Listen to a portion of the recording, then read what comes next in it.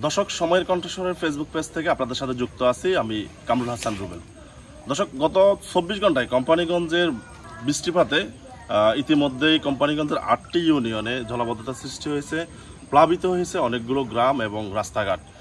আপনারা জানেন, গত 24 ঘন্টায় আবহাওয়া অফিসের তথ্য মতে নোয়াখালীতে 126 মিলিমিটার বৃষ্টিপাত রেকর্ড করা হয়েছে। যে তথ্যটি আমাদেরকে জানিয়েছেন আবহাওয়া অফিসের ভারপ্রাপ্ত কর্মকর্তা মোহাম্মদ রফিকুল ইসলাম।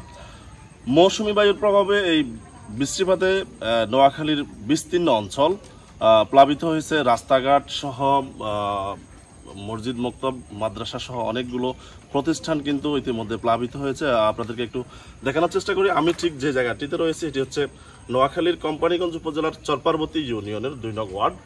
আপনারা দেখতে পাচ্ছেন এই যে অতি বৃষ্টি এবং বৃষ্টিপাতের কারণে কিন্তু এই গ্রামটি প্লাবিত হয়েছে। একেবারে যে সড়কে রয়েছে আমি, এই সড়কে কিন্তু এখন হাঁটু পরিমাণ পানি। এই পানির প্রভাবে কিন্তু মানুষের মধ্যে একটি আতঙ্ক বিরাজ করছে। এই মুহূর্তে আতঙ্ক কাজ করছে যে গেল বছরে যেই অগাস্ট মাসে যে বন্যা হয়েছে বাংলাদেশে, সেই বন্যার ভয়াবহতা কিন্তু মানুষ এখন ওই বন্যার ভয়াবহতা নিয়ে কিন্তু আতঙ্কিত রয়েছে যে কখন আবার সেই বন্যা দেখা দেয়। এই মূলত হচ্ছে বৃষ্টিপাত যদি চলমান থাকে, এভাবে কিন্তু পানি নিষ্কাশন না হয়, তাহলে কিন্তু বন্যা সৃষ্টি হওয়ার কিন্তু আশঙ্কা রয়েছে। ইতিমধ্যে মানুষের মধ্যে কিন্তু আতঙ্ক বিরাজ করছে। আপনাদেরকে একটু দেখানোর চেষ্টা করি। এই যে বাড়িটি রয়েছে, এই বাড়িটির আপনারা দেখতে পাচ্ছেন প্রত্যেকটা ঘর কিন্তু ঘরের একেবারে মানে বিজে সমান কিন্তু পানি রয়েছে। ইতিমধ্যে কিন্তু অনেকগুলো রাস্তাঘাট প্লাবিত হয়েছে, অনেকগুলো সড়কে কিন্তু যান চলাচল বন্ধ রয়েছে কোম্পানিগঞ্জের। বিশেষ করে এই এলাকাটা হচ্ছে নদীমাতৃক এলাকা।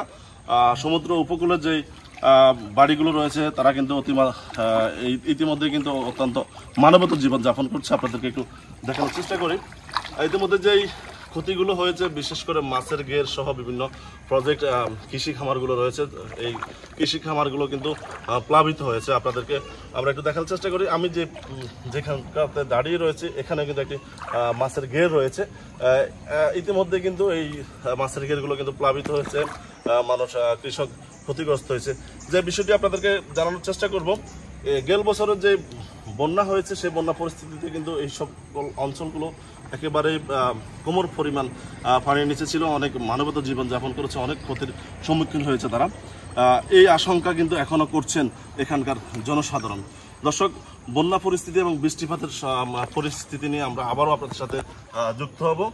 এখনকার মতো বিদায় নিচ্ছি। আল্লাহ হাফেজ।